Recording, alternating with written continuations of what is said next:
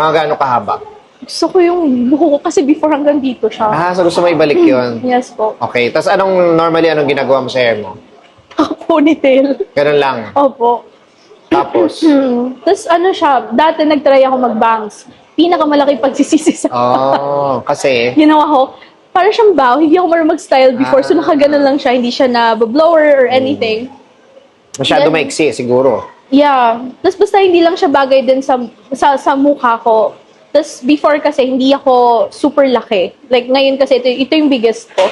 So, nahihirapan ako na parang sobrang laging nakaganon yung mukha ko. So ngayon gusto ko siyang pahabain na para baka sakali pwede ko siyang i-layer if ever. So hindi ko muna siya ginagalaw for now. Okay. Ang pwede natin gawin, kasi kung nagpapahaba ka, maganda habang pinapahaba mo, yung process na ng pagpapahaba, hindi ka dapat nagtitiis.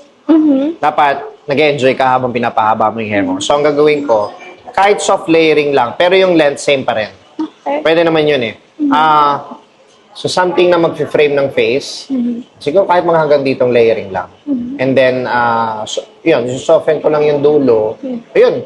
Tapos, napansin ko, bagay sa'yo, kahit medyo ano lang, Zoe, medyo a little lighter lang ng konti. Para lang mag-brighten yung, Face. brighten yung face mo. Tapos ito ilalight ko rin ng konti. Ayun. Pero nothing, nothing Drastic. drastic to extravagant. Para lang easy for you to maintain. Kasi gusto ko naman, madali mo lang ding maayos. Okay? Okay. Sige, wala ka nilagay ha? Okay, sige. Mabilis lang to. Akong bahala. Okay na. Okay ba? Yes Oh, po. diba? Nag-glow. Yeah, magaan yung tsura. Gumaan kasi binawasan natin yung length. Binawasan natin yung kapal sa dulo. So, pag humaba siya, mas mabilis. Bakit? Kasi nawala yung too much weight. So, madali yung flow niya. Okay. Okay? Now, ayun, tapos kinulayan natin. Now, paano alagaan? Ito madalas kong sinasabi sa video. Once or twice a week. So, binababad lang sa hair. Normally, dito siya nilalagay pababa.